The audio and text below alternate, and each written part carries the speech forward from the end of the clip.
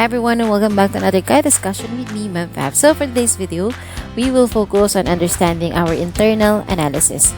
So as I said, as a business student, it is important na alam natin kung ano yung internal analysis at external analysis before we create our vision and mission. So this time around, we will focus on the firm itself. So when we speak about internal analysis, unlike your external analysis that we don't have any direct control over it, your internal analysis has a direct control. So meron tayong pwedeng gawin in terms of our internal analysis because we're dealing with the strength and weaknesses of the organization. Okay, speaking of internal analysis, it means that it is a thorough examination of company's internal components, both tangible and intangible, such as your resources, your assets, and processes. Through the use of internal analysis, nakakatulong to sa isang organization para ma-identify ng isang firm or ng isang organization kung ano yung dapat nating bigyan ng revision or ano pa yung dapat mag-growth sa loob ng isang organization. So we'll be able to come up with a practical business strategy or practical business plan. Now, why do we study internal analysis? Simply because in today's reality specifically, though this is important, your resources, assets, or processes are critical part of the organization, hindi natin pwedeng sabihin that this is the sole sources of your competitive advantage. Meaning to say, kahit na importante ito, pwede itong magbago. Since ang external analysis is pabago-bago ng mga nangyayari outside. If you will remain with the same resources, assets, and processes that you have within the organization, hindi pwedeng lumago ang negosyo mo. Or, we will not be able to come up with a competitive advantage or edge among our rivalry or among our competitors kung hindi natin ina-analyze yung mga resources or assets and processes natin within the organization. Okay. Now, in speaking of your internal analysis, we have these three components under this. So you have these resources, you have your capabilities, and you have your core competencies. Okay. The goal of internal analysis is not just simply to assess or determine kung ano yung strength and weaknesses ng isang organization. We do this because we also want to create value for our customer.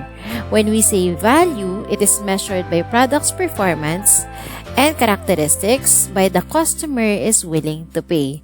So basically, pag nagbibenta tayo ng isang products or services, hinahanap ng customer kung worth it ba yung pera nila dun sa bibilhin nila. And that's how we measured value.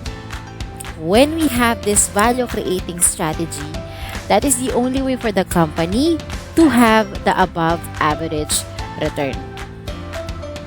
Okay, now let's start with your resources.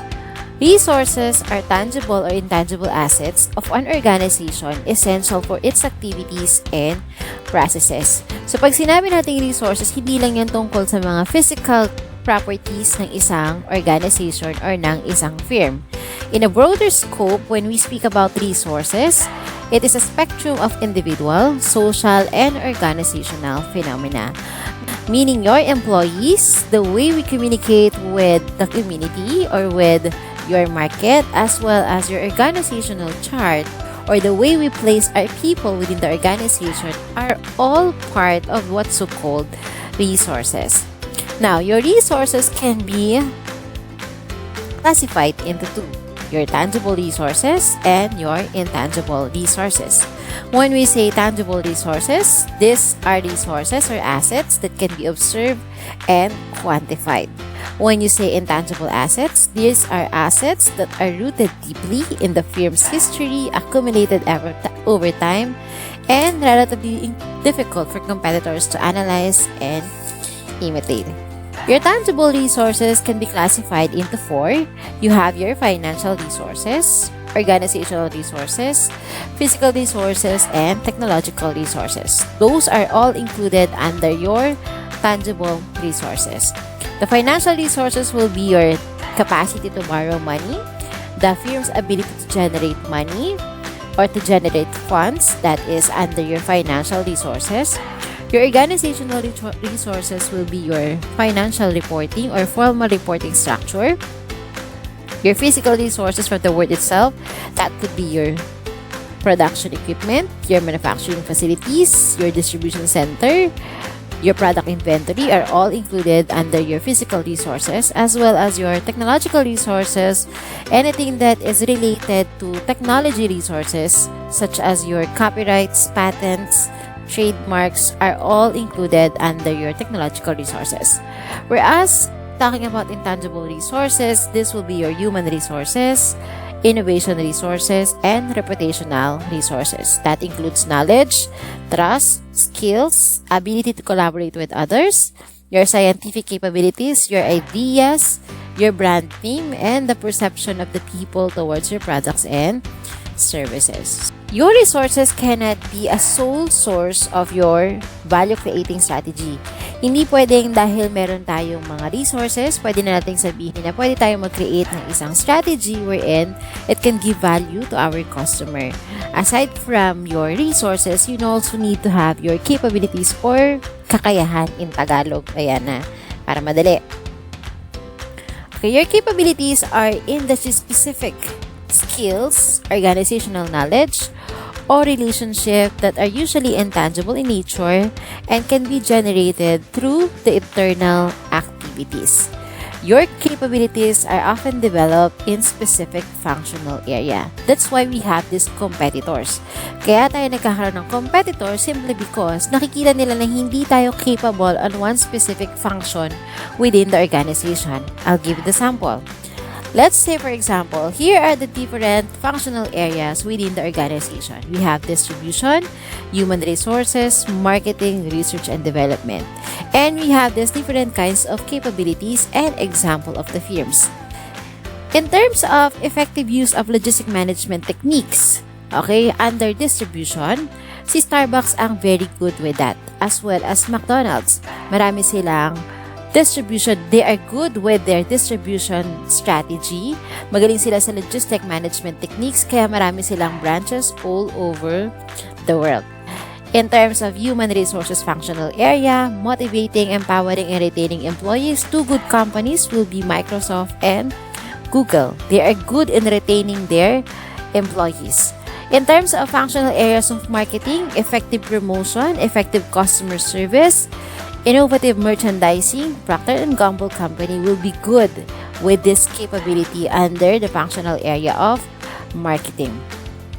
Innovative technology or under research and development functional area, in developing new technology, Caterpillar Company is number one in terms of having this capability of innovating technology or transformation of technology into new products. So again, your resources, hindi yan pwedeng maging stand-alone or sole source para magkaroon tayo or mag-create tayo ng effective or strategies na may value for our customer. Your resources must go with your capabilities in order for you to have your core competencies. Your core competencies now are the resources and capabilities that comprise the strategic advantage of a business. When we say core competencies, this distinguishes the company competitively and reflects the personality of the organization. If your customer and your employees are known to be the key blood of the business, your core competencies is known to be the crown jewels of the company.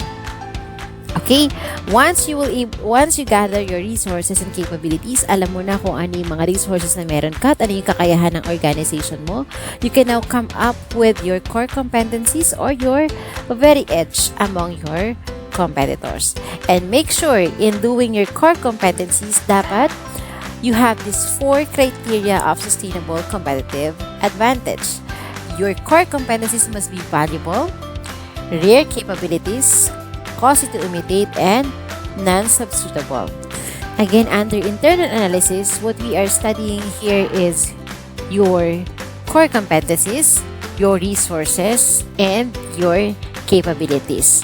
Those 3 will give you a right indication kung ano yung mga strength and weaknesses ng isang organization. You have the direct control over this because we're dealing with the strength and weaknesses of the organization. So I hope you learned something new today, and I'll see you all next time.